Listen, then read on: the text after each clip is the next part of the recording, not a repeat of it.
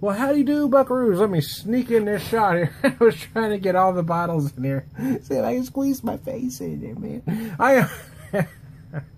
You can't do it, dude. I am Don Beer Whisperer. How the heck are you? So I've got, I'm having a Manhattan. I'm using the JPWiser's rye that I mentioned in another video. I've got a martini sweet vermouth. I've got some Reagan's orange bitters. Typically use Angostura bitters, but you know, guess what? You can use whatever you like. The cocktail police aren't going to come to your house and rescue you. No matter what some pretentious SOB tells you, you can make a drink any way you want to. You can even substitute bourbon in a Manhattan. Can be. Yeah, there might be some pretentious SOB that gets his pennies in a while, and he'll say something like, you know, rye is traditional whiskey for that drink. Yeah, you can tell him, yes, I know, but I like it this way, you pretentious ass. Anyway, but I am using rye because it was on sale. It was only $4. It was only $4, man, for the $3.75. I am not garnishing it because I didn't have a cherry handy, and quite frankly, don't really like one in there anyway. It just gets in my way. But what I've got here is I've got about 3 ounces of the JPWiser's whiskey. I've got 1.5 ounces of the sweet vermouth. I've got about 3 dashes of the Reagan's orange bitter, which adds some dimension. Darn it. No, we'll just reject that. They'll be mad, but we'll call them later. Some guy call me when I'm doing a video. What the hell's wrong with you? Anyways, I'm the Beer Whisperer. We're having a Manhattan. Yeah, this really isn't a bad whiskey, even at its regular price. And when you can find it for this price, it's just freaking amazing.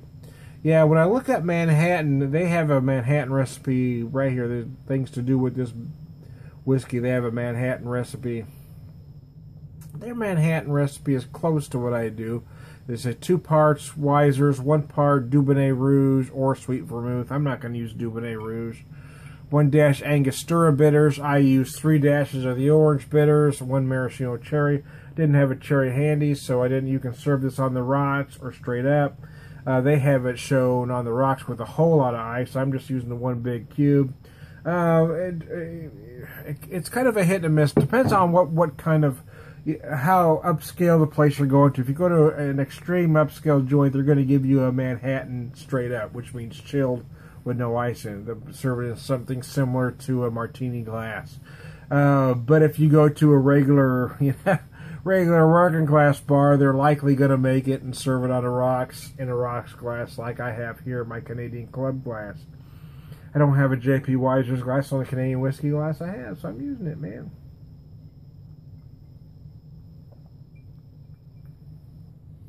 Oh, it's nice. It's not bad. I do like a Manhattan. It's one of those cocktails I really like, especially in the fall and winter. It's just one of those warming, comforting cocktails for me. I'm not a huge cocktail guy, to be honest with you, because I don't like a lot of. I guess I like my whiskey as is. You know what I mean? I want it neat, or I want it on the rocks. I don't like to put a whole lot of crap over it. That's one reason I like the Manhattan, because it doesn't have a lot of ingredients. And it seems to be a trend right now for every bartender to add 100 ingredients. It's like chefs these days. They think every dish has to have 100 ingredients in them. So bartenders are doing the same thing. Oh, you gotta do this, this. No. This is a classic cocktail. It's one of the best cocktails known to man. It's got 4 fucking ingredients. It's got 5 ingredients if you count the garnish. Come on, folks. I think some of these bartenders are just trying too hard, trying to put 100 ingredients. They're trying to make chicken soup out of chicken shit, and they're still ending up with chicken shit, in my opinion. But, hey, I'm an old school guy. I am, man. I guess that's why I like this classic cocktail. I tend to favor classic cocktails over nouveau cocktails. Quite frankly, I haven't found one that I've liked. I like a Manhattan. I drink a old-fashioned on occasion. I enjoy a martini every once in a while, but I haven't found not one not one nouveau cocktail from some fancy-ass bartender that I think is worth a damn, that I think is going to last as long as the Manhattan has. And the reason this is a classic cocktail is because it's put together well, and it only has 5 ingredients, counting the garnish. You know, I mean, look up here, the old-fashioned. You know, a good cocktail, every bartender now wants to add 100 ingredients to their beers, or cocktails, rather. Again, 2 parts Wiser rye, 1 part sugar, 2 dashes burr, Angostura bitters, and a teaspoon of water. So, I mean, depending on how you're counting, there's not a whole lot of ingredients there. You got whiskey, you got sugar, you got bitters, and that's it, man. That's a cocktail. That's how it should be done. I don't know why all these young bartenders think you have to put 50 ingredients in a damn cocktail. It's just ridiculous. I know I might tick off young bartenders talking like that, but I don't think there's any young bartenders watching me anyway. They already know I don't like them. Sons of bitches. No, that's not true. It's not that I don't like them.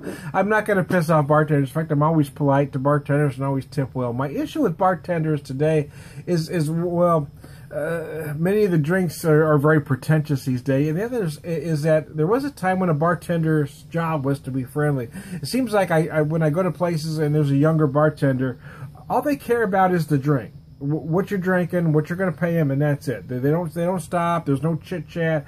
And it used to be it was about the conversation. That's why on the rare occasion I do go out, I like an older school bar. I like the old school bar where a bartender actually tries to get to know who you are. I don't like these bars where they want to just give you the drink and walk the hell away. I've been to places where they will ignore everybody that isn't a regular, and I will not go to those places again. Whiskey sour, 2 parts Wiser rye or spiced whiskey, 1 part lemon juice, 1 part simple syrup. Again, 4 ingredients. So these are classic cocktails, right? These are cocktails that have held up for decades. So tell me why again it is necessary for some of these nouveau, pretentious-ass bartenders to come up with these 20, 30, 40 ingredient cocktails. There is no reason. There is no reason other than they're pretentious and they want to just keep adding shit because they don't know what the fuck they're doing in the first place. I'm going to irritate some people tonight, boy. A good bartender knows you don't need 100 ingredients to make a good cocktail. The same way a good chef knows you don't need 100 ingredients to make a nice meal. You can do it simply if you want to. But so many of these folks, they're trying to manufacture flavors, and that's why they do all this shit. You don't need to add to chemistry. You don't need to do all this other bullshit. You don't need to foam shit on top. You know, I mean, to me, that shit is just ridiculous. I mean, it's just for pretentious people to make them feel good about being pretentious. Pick 4 or 5 good ingredients. See how they work together. You see how you do that? It's pretty damn simple, people. The Manhattan, the whiskey sour, the old-fashioned, they're all using 4 to 5 ingredients. These are 3 cocktails that everybody fucking knows.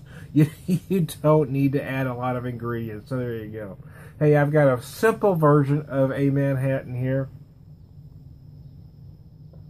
It is darn tasty, but I don't think I need to irritate anybody else tonight, so I'm going to go ahead and go. I'm Tom the Beer Whisperer, having fun with cocktails. We'll talk to you later.